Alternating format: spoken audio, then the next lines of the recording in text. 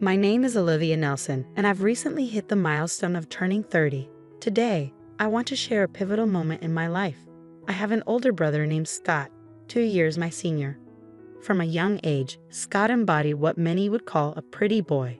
His features were sharply defined, and his handsome face often sparked rumors in our neighborhood about talent scouts from modeling agencies seeking him out. He was the quintessential heartthrob, likable, intelligent, and quick-witted. Our parents and the adults around us all adored him. On the flip side, I seemed to be the odd one out in our family, always carrying a bit of extra weight. Despite having similar facial features to Scott, being chubby detracted from any charm I might have had. I was reserved, not particularly engaging, and tended to keep to myself, missing out on the accolades showered upon my brother for his intelligence. It didn't take long for people to start labeling us as polar opposites, a contrast that seemed to be echoed by our parents. As we grew, the differences in treatment became increasingly evident. While Scott received praise and attention, I often felt overlooked. Hand-me-downs became my norm, even down to ill-fitting shoes that caused me to stumble more times than I care to remember. The only thing I cherished was a backpack given to me by my grandparents before they passed away, a rare gift just for me. As Scott advanced to a prestigious private middle school, my parents beamed with pride, while I found myself relegated to a public school with minimal expectations placed upon me. Money for my education was deemed too scarce, a stark reminder of where I stood in my parents' eyes. I began to question why I was the only one treated differently, but my inquiries fell on deaf ears. Puberty brought with it a growing awareness of the disparities in our household. My mother's priorities seemed to lie elsewhere, leaving me to tend to chores while she socialized with friends. Even when I sought solace in friendships, my father's retort was always the same. What about the household chores? Scott, bless him, tried to intervene on my behalf, but his efforts fell short against the indifference of our parents. As Scott focused on his high school entrance exams, his presence in our home dwindled, leaving me to navigate the tumultuous waters of adolescence alone. The absence of my parents at parent-teacher meetings became the norm, a stark reminder of where their priorities lay. In 3 years of middle school, they attended just one meeting, a telling sign of the divide within our family. When I was in my first year, my parents attended the parent-teacher meeting, but during my second year, they stopped coming. By the crucial third year, when exams were just around the corner, they still didn't show up. My homeroom teacher expressed concern about possible issues at home, but I dismissed it. Although I recognized that my situation was far from normal, I didn't face physical abuse from my parents. I struggled to articulate the ongoing emotional distress I was experiencing. Admitting that my own parents didn't seem to care for me felt too humiliating. The incidents continued, with one particularly hurtful occurrence on New Year's Eve. At the end of that year, my parents took my brother to my mom's hometown, leaving me behind. Up until then, I had always been included in these trips, but that year they told me, "You're a student preparing for exams, so stay home and study." It felt like just an excuse, as if they simply found me bothersome. Alone on New Year's Eve, I didn't want to ask my friends to hang out, as it would reveal how isolated I was. Instead, I stayed home, keeping my feelings inside. I watched the Grammys, switched to the New Year's Eve specials, and went to bed after shedding a few tears. The next morning, I was startled awake by the insistent ringing of the doorbell. It was too early for my family to be back, so I anxiously checked the doorbell camera. To my surprise, my uncle and aunt from my mom's side stood at the door. I rushed over, my hair a mess from sleep, and asked them what was going on. "Olivia, you need to leave this house," my uncle stated firmly. "We've already spoken with your mother, and we'll handle the paperwork. Don't worry." I was stunned by his abruptness and struggled to process what he was saying. "Wait, what do you mean?" I asked, thrown off by his demeanor. "Olivia, we want you to become our daughter, if you don't mind," my aunt said gently, her eyes filling with tears. "We don't have children of our own, but we've always thought of you as our daughter since the day you were born." At the time, I couldn't grasp the full scope of the situation. My aunt and uncle, who were unable to have children due to illness, had always doted on me whenever they visited. They cared for me deeply and had often criticized the way my parents treated me. While my parents were preoccupied with my older brother, my aunt played with me and my uncle showered me with the latest treats and adorable clothes. My fondest memories were with them, far more than with my parents. My uncle, who had just come from speaking with my parents, began by saying, "Your parents have no intention of letting you go to high school. They plan for you to start working at 16 to help fund Scott's college education. We can't ignore this, Olivia. You have the right to an education and a chance to pursue your own dreams." I was shocked and hurt by the revelation that my parents were willing to sacrifice my future for my brother's benefit. It explained why they hadn't attended any parent-teacher meetings in recent years. They simply weren't invested in my aspirations. As I crumbled under the weight of this news, my aunt and uncle knelt beside me, offering comfort. "We may not be your biological parents, and you might feel uncertain about this, but we will ensure your happiness," they assured me. Tears welled up in my aunt's eyes as she hugged me tightly, both of us overwhelmed with emotion. "Olivia, you have the right to be happy, and we should have come for you sooner. If you're okay with it, we want you to become our daughter," my uncle added, his gaze intense and earnest. As I listened to their heartfelt words, I realized this was the first time I had ever felt truly wanted by adults. Though I was just over 10 years old, I knew what I needed to choose for my own future. I made the decision to officially become their adopted daughter. Fast forward 10 years since they welcomed me into their home, my aunt and uncle have poured boundless love upon me and filled my life with countless joyful experiences. My aunt delighted in selecting clothes for me, treating me to shopping sprees on holidays, while my uncle, who had always longed for father-daughter bonding, saved a bottle of wine from the year I was born for my 21st birthday celebration. Together we embarked on memorable trips, with my uncle's childlike enthusiasm leading us to zoos and aquariums, even during my high school years. These moments were etched in my heart as irreplaceable treasures, experiences I never shared with my biological parents. Initially, I referred to them as aunt and uncle, but over time, they became my parents in every sense. Now, I address them as mom and dad. It was through them that I learned of the hurtful remarks my biological parents made when they visited, belittling my appearance and intelligence. Hearing this fueled my aunt and uncle's determination to provide me with the love and support I deserved. When my parents threatened to deny me a high school education, the idea of adoption surfaced, thanks to my aunt's sober intervention on New Year's Eve. I am forever indebted to my aunt, who rushed to my side that fateful night, and I am determined to repay my wonderful parents for their unwavering love and sacrifice. I endeavored to excel in my studies, setting a goal to build a future that would make my aunt and uncle proud. Despite the challenges I faced during my high school entrance exams, I persevered, driven by the desire to honor their kindness. Entering a prestigious public university was a significant achievement, but it was only the beginning of my journey to repay my parents' love. With dedication and hard work, I obtained a weather forecaster license during my college years and now proudly appear on television as a weather forecaster. Yet even as I pursue my dreams, my ultimate goal remains unchanged: to ensure my parents' comfort and happiness in the years to come.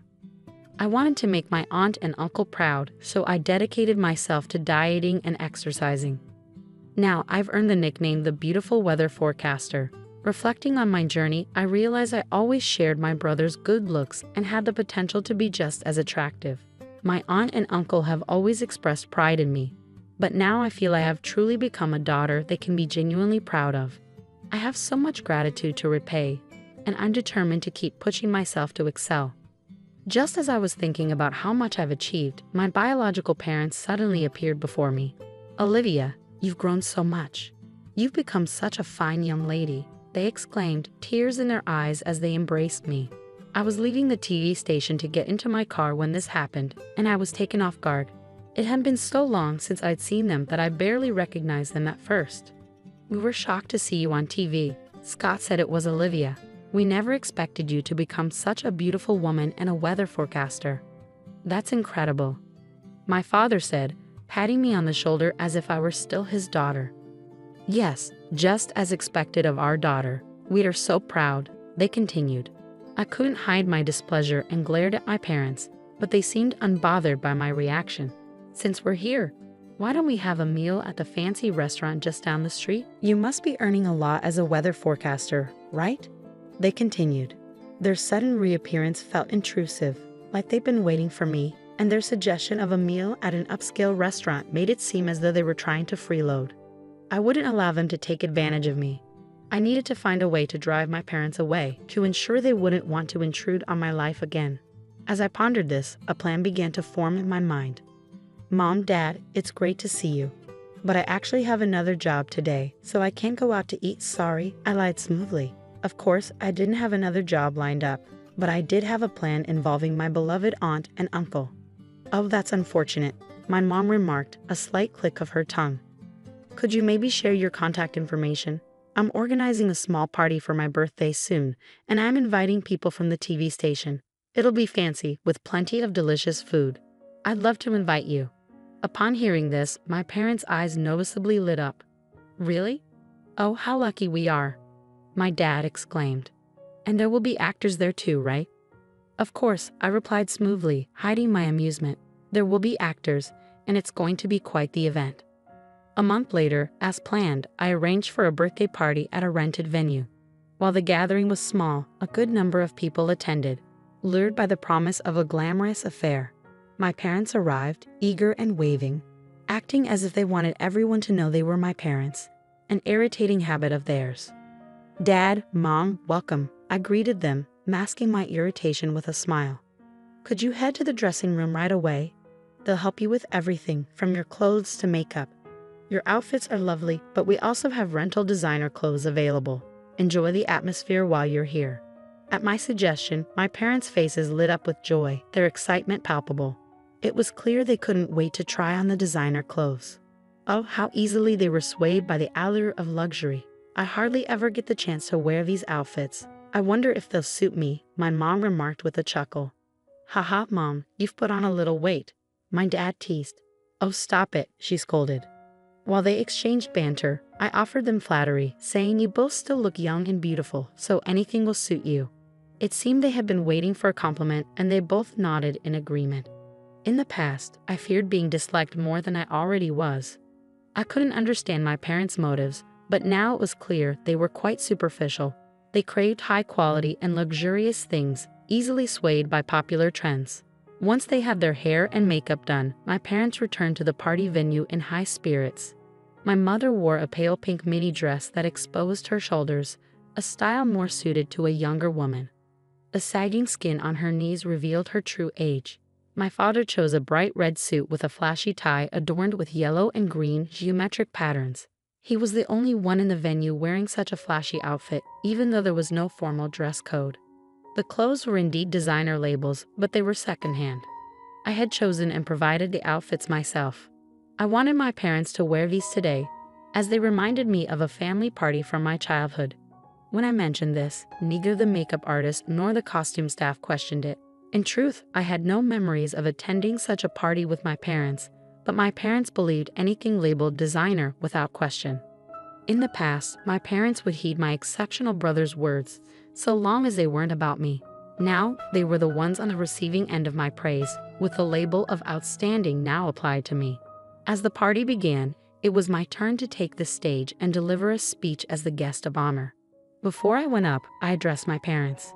I have a message for both of you in my speech today, so please listen carefully, I said as I held their hands. They looked at me with surprise and asked, "What?" But their expressions remained happy as I ascended the stage.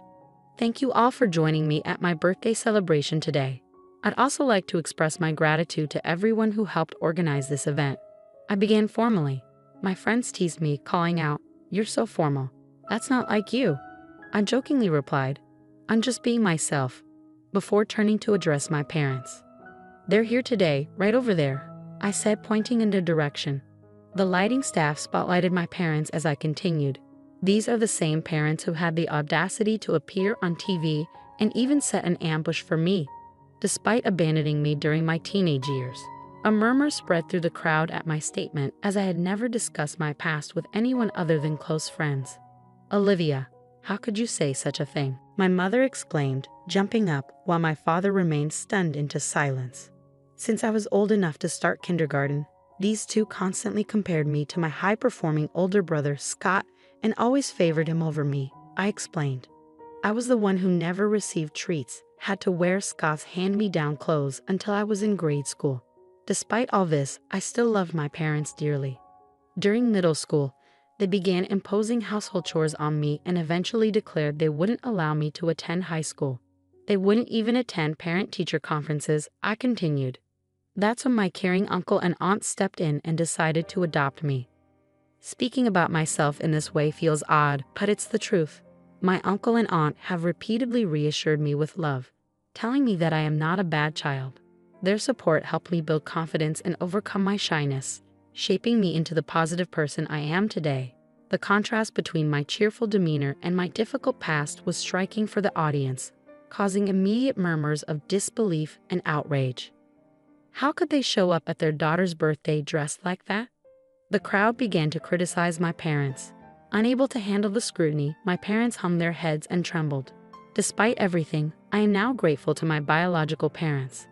Their actions ultimately led me to find my true parents, my uncle and aunt, who enveloped me in the warmth of a loving family. My biological parents stared at me, expecting a turn in the story where they would be acknowledged as important. Instead, I offered them a quiet, smiling look. Mr. Treasure from the Daily Info, are you here? Could you make this story and the accompanying photos into an article? Consider it a birthday present for me. As I called out to my friend from the magazine, he had already started snapping pictures of my parents. Hey, stop it. Don't take pictures. My parents frantically tried to hide their faces. Even now, they couldn't face the consequences of their actions. You always made me do things I didn't want to do, even when I pleaded with you to stop, I shouted. You can't impose on others and expect to avoid consequences yourself. At my words, my mother's eyes welled up with tears. I'm sorry. If you publish this article, it will harm us, your mother and father. You wouldn't want that, would you, Olivia? I was astonished by their nerve. Did they really think I still considered them my parents? They had abandoned me, neglecting their duties as parents. My true parents are my uncle and aunt. They are the ones I see as my mother and father. I warned them never to interfere in my life again. As memories flooded back and my gratitude for my uncle and aunt swelled, tears streamed down my face. Seeing my emotional state, the attendees quickly escorted my biological parents out of the venue. This time, it was truly over. I had finally cut all ties with those individuals for good.